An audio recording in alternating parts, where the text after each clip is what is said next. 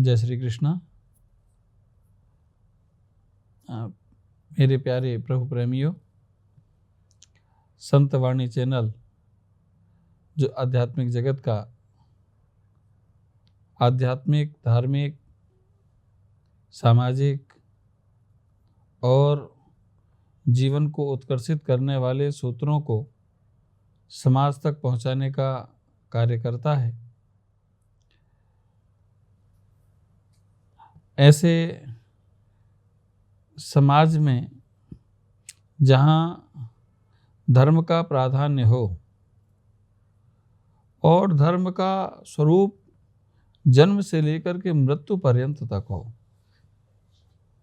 जहाँ धर्म का प्रमुखता का स्वरूप और धर्म ही जीवन का आधार हो, कहने का अभिप्राय कि जब प्रातःकाल जागें तब से लेकर विश्रांति तक धर्म हमारे जीवन से जुड़ा रहता है। ऐसा ये सनातन धर्म है, ऐसी ये सनातन व्यवस्था है, जहाँ पर कोई भी कार्य करने के पहले देखा जाता है कि यह करना धर्म अनुकूल है, अर्थात धर्म के अनुरूप है कि नहीं है, धर्म की मर्यादा के स्वरूप में है कि नहीं है। ऐसा तो नहीं कि हम जो कर रहे हैं वह धर्म ना हो करके अधर्म हो, ऐसा तो नहीं कि हम धर्म के नाम पे अधर्म कर रहे हों। ये सब विचार कर करके ही हम कोई कार्य करते हैं।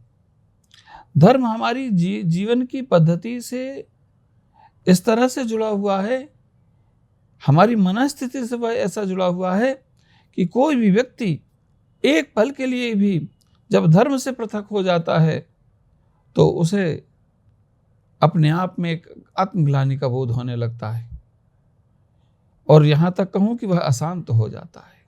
और गीताकार कहते हैं अशांतस्य कुतः सुखम, जो व्यक्ति अशांत है वह सुखी कैसे रह सकता है। हमारे यहाँ पर सुखी रहने के लिए संसार के सुख के साधनों को महत्व नहीं माना गया है। सुख के प्राप्त होने वाले साधन मात्र साधन हैं, साध्य नहीं है।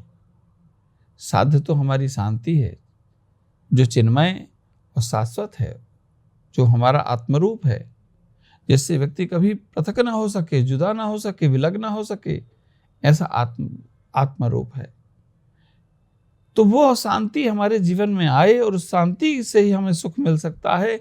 यही हमारे धर्मशास्त्रों ने, हमारे ऋषियों ने, हमारे उदारचेता मनीषियों ने हमें यही संदेश और यही सूत्र हमको दिया है। और वो संदेश और वो सूत्र संत वाणी के माध्यम से जन जन तक पहुंचते हैं, क्योंकि जन जन तक जो संदेश पहुंचते हैं संतों, महापुरुषों, ऋषियों के उद्घोष, तो वही समाज के जीवन जीने का आचरण बनता है, व्यवहार बनता है। व्यक्ति यह विचार करता है कि धर्मो रक्षति रक्षतः, आज मैं जिस धर्म की अनुपालना कर रहा हूँ, आज जिस धर्म की मैं रक्षा कर रहा हूँ, जिस धर्म का मैं अनुयायी बन रहा हूँ, यही धर्म एक समय में, एक कालखंड में, एक विपरीत परिस्थिति में मेरे लिए रक्षा का कवच बनेगा, मेरी रक्षा करने का साधन बनेगा। इसलिए हमारे हम धर्म को बहुत महत्वकारी माना गया है। हम सब धर्म से जुड़े रहें, इसलिए ही हमारे वेद शास्त्र हैं, क्योंकि हमारा धर्म वेद प्रणीत है। वेदो प्रणीतो धर्मा, वेद प्रणीत हमारा धर्म है। वेद के अनुकूल चलना यही धर्म है, वेद के प्रतिकूल आचरण व्यवहार करना यही अधर्म है। धर्म और अधर्म के सिद्धांत को हमारे भारत भूमि में, हमारे सनातन परंपरा में माना गया है। अन्य धर्मों में, अन्य संस्कृतियों में प्रेम की बातें बहुत हैं, करुणा की बातें बहुत हैं, लेकिन ज्ञान की बात, वैराग्य की बात, चिन्मय शांति को प्रदान करने वाले धर्म की बात हमारे धर्म शास्त्र में है, भारतीय धर्म दर्शन में है। इसीलिए तो संपूर्ण विश्व वसुधा में सनातन धर्म का, वैदिक सनातन परंपराओं का बड़ा महत्व है। इसलिए है तो सारे विश्व वसुधा भगवान का ही रूप, भगवान से तो अलग है नहीं, लेकिन वो सब भोग भूमि है, ये धर्म भूमि है। शरीर तो पूरा हमारा अपना है, लेकिन शरीर के कोई अंग में विकृति आ जाए तो उस अंग को बाहर निकाल दो, कोई बात नहीं, धड़कन धड़क रही है ना हृदय में, जीवन तो चलता ही रहेगा। तो कहने का प्राय धड़कन धड़क रही है तो शरीर चलता रहेगा, और धड़कन धड़कना बंद हो गई तो फिर शरीर के अंगों का कोई महत्व और कोई मूल्य नहीं रह जाता। उसी तरह से सारा विश्व वसुधा भगवान का रूप है, लेकिन यदि धर्म की धड़कन धड़कना इस भारत भूमि में बंद हो गई तो सारे विश्व का भी कोई औचित्य नहीं रह जाएगा। इसलिए तो हमारा महत्व है, क्योंकि इस भारत भूमि में से धर्म की धड़कन धड़कन रही हैं, और यहाँ हम सब के कारण धड़क रही हैं। जो वेद को जानता है, जो शास्त्र को जानता है, जो नहीं जानता है, वो भी कहीं ना कहीं से, समाज से, संस्कारों से, परिवारों से कहीं ना कहीं वह धर्म के स्वरूप को कुछ न कुछ मात्रा में जानता है और उसे जीवन जीता है। और इसीलिए भारत भूमि में हर व्यक्ति धर्म से जुड़ा हुआ है, और धर्म के प्रकाश के चलते ही सारे विश्व में इस ज्ञान का आलोक जगत में पहुंचता है। सारी विश्व की दृष्टि हम पर होती है, क्योंकि प्रकाश को देने का काम तो हम ही करते हैं, हम प्रकाश देने का काम करते हैं। दुनिया तो अंधकार की ओर धक्का देती है, तो हम अंधकार से बचें, प्रकाश की ओर हमारी दृष्टि बने। जैसे हनुमान जी महाराज ने सूर्य भगवान को फल समझ के खा लिया, क्या हनुमान जी जैसा परम ज्ञानी फल समझ करके खाएगा? ना ना, समझने जैसी बात है। भगवान सूर्य कौन है? भगवान सूर्य बुद्धि को प्रकाशित करने वाले ज्ञान के देव हैं। तो उन्होंने सूर्य नारायण भगवान को ग्रहण नहीं किया, उन्होंने बुद्धि, ज्ञान उसको स्वीकार किया जो सूर्य भगवान प्रदान करते हैं। उसे ही फल समझ करके स्वीकार किया कि यही बुद्धि रूपी फल मेरा कल्याण कर सकती है, यही ज्ञान रूपी फल मेरे आत्मा का उत्कर्ष कर सकता है। तो अपने आत्मा को उत्कर्ष करने के लिए बाल्यकाल से ही हनुमान जी महाराज उत्कर्षित थे, भावपूर्ण थे। तभी तो उन्होंने कहा कि बाल समय में उन्होंने सूर्य भगवान को, अर्थात उन्होंने बुद्धि को प्रकाशित करने वाले देव की बुद्धि को उन्होंने स्वीकार किया। बुद्धि के देव हैं ज्ञानी नाम अग्रगण्यम सकल गुण निधानम, सकल गुणों के निधान हैं, ज्ञानियों में अग्रगण्य हैं, बुद्धिनाम वरिष्ठम।